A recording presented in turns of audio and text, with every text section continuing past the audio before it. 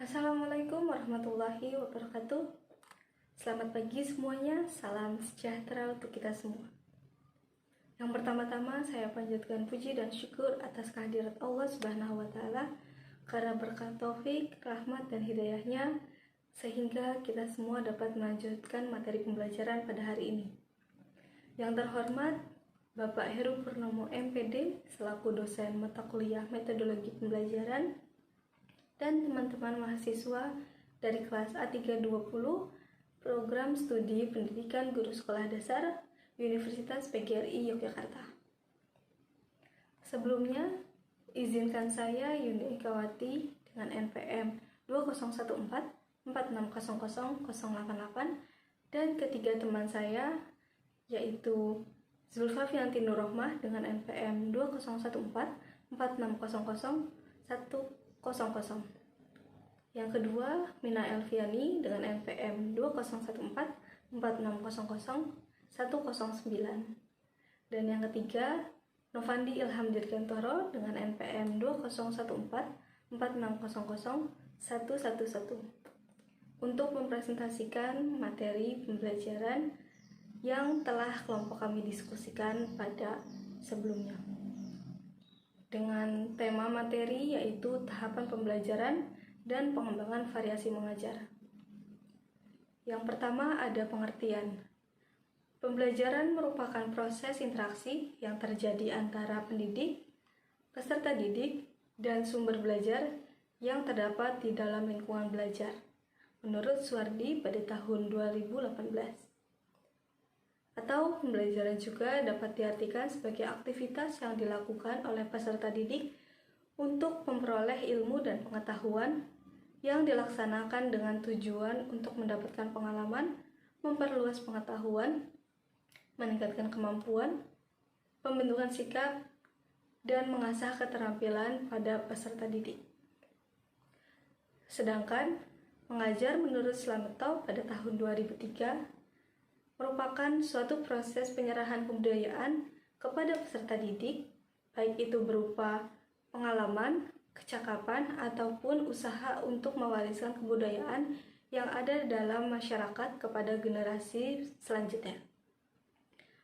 Mengajar juga dapat diartikan sebagai suatu usaha yang diciptakan dari sebuah keadaan atau sistem yang berada di lingkungan dan berupaya untuk mendukung berlangsungnya proses pembelajaran, sehingga proses pembelajaran itu akan menciptakan kondisi belajar yang nyaman bagi para peserta didik. Baik, saya akan memaparkan tentang tahapan pembelajaran yang dapat membuat pembelajaran menjadi efisien dan efektif. Ada 3 tahap. Tahap pertama yaitu tahap perencanaan, meliputi menentukan tema, mengidentifikasi, memilih sumber untuk belajar, memilih aktivitas, dan melakukan perencanaan evaluasi. Tahap kedua adalah tahap pelaksanaan, meliputi penyajian tema, mengemukakan pendapat, membuat kontak belajar, mengumpulkan analisis data, dan menyajikan hasil belajar. Tahap ketiga adalah tahap evaluasi, yang mana meliputi fokus sasaran dalam evaluasi dan menggunakan teknik komprehensif. Kemudian tujuan variasi mengajar. Tujuan variasi mengajar yaitu untuk menarik perhatian para peserta didik agar tetap fokus dan aktif selama proses pembelajaran berlangsung, sehingga materi yang telah disampaikan guru dapat dengan mudah untuk dipahami oleh para peserta didik. Yang kedua adalah peserta didik dilatih dan diajarkan sopan santun, yakni ketika guru masih berbicara untuk menjelaskan materi, peserta didik diharapkan untuk tidak ikut berbicara, apalagi jika mengganggu teman yang sedang fokus untuk belajar. Yang ketiga adalah peserta didik diperkenalkan dengan alat elektronik yang berupa laptop dan LCD, serta cara untuk menggunakannya. Kemudian prinsip yang diterapkan dalam variasi mengajar. Ada 4 prinsip. Prinsip pertama adalah tema, yang memiliki makna agar dapat memberi bekal yang bermanfaat bagi peserta didik untuk kegiatan pembelajaran. prinsip pengelolaan pembelajaran. Guru harus bertindak dengan baik karena guru harus mampu memposisikan dirinya sebagai mediator.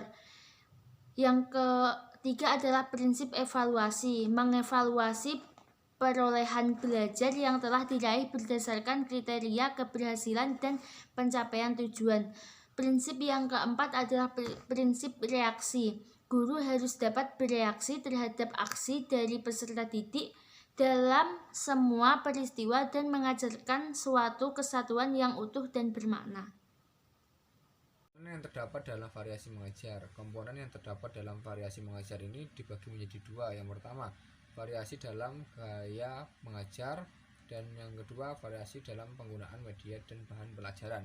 Yang pertama, variasi dalam gaya mengajar ini terdapat beberapa komposisi, yaitu pertama, mengubah posisi dan bergerak.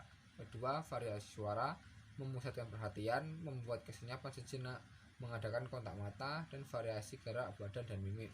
Dan sedangkan yang kedua, variasi dalam penggunaan media dan bahan pelajaran, yaitu variasi media pandang atau visual, variasi media dengar atau audio, variasi alat yang dapat didengar, dilihat dan diraba atau audiovisual, dan variasi alat yang dapat diraba, manipulasi, dan gerak motorik. Yang terakhir, variasi dalam pola interaksi dan kegiatan. Di sini saya akan menyampaikan tentang materi manfaat variasi mengajar. Manfaat variasi mengajar meningkatkan, menimbulkan, dan memelihara perhatian siswa dalam meningkatkan berbagai aspek dari pembelajaran yang relevan dan fokus. Memberikan kesempatan kepada peserta didik untuk meningkatkan dan mengembangkan bakat ingin tahu dan fungsi dari motivasi belajar. Memupuk dan membentuk sikap positif dalam meningkatkan berbagai gaya mengajar yang lebih hidup dan terfokus. Meningkatkan bakat minat dan antusiasi belajar peserta didik. Berikut manfaat variasi mengajar: memberikan pelayanan yang baik kepada peserta didik secara individu dalam menerima materi pembelajaran agar mudah untuk dipahami dan peserta didik merasa senang saat kegiatan belajar mengajar berlangsung. Mendorong aktivitas belajar dengan cara melibatkan peserta didik dengan berbagai kegiatan pembelajaran yang menarik di berbagai tingkatan kognitif. Selanjutnya, manfaat variasi mengajar. Guru dapat menggunakan variasi gaya mengajar secara optimal dalam proses kegiatan pembelajarannya dan menjadi acuan bagi seorang guru untuk meningkatkan minat siswa dalam mengikuti kegiatan pembelajaran. Guru dapat memperbaiki pembelajaran yang dikelolanya dengan melalui variasi gaya mengajar sehingga dapat meningkatkan kualitas dari kegiatan pembelajaran. Baik, materi selanjutnya yaitu mengenai proses pelaksanaan pembelajaran mengajar yang efisien dan efektif di sekolah dasar. Yang pertama ada dengan menetapkan tujuan dari pembelajaran, yaitu dengan melakukan perubahan terhadap perilaku dan pribadi dari peserta didik. Yang kedua ada dengan mempertimbangkan dan memilih sistem pendekatan pembelajaran yang dirasa paling efektif dan efisien untuk dapat dilaksanakan di sekolah dasar tersebut. Yang ketiga dengan memperhatikan dan menetapkan langkah-langkah dan cara dari pembelajaran yang akan dilaksanakan di sekolah tersebut. Yang keempat, dengan menetapkan norma-norma atau batas minimum untuk ukuran keberhasilan dari proses pembelajaran tersebut. Sekian yang dapat kelompok kami sampaikan, kurang lebihnya mohon maaf. Wabillahi taufiq wal hidayah. Wassalamualaikum warahmatullahi wabarakatuh.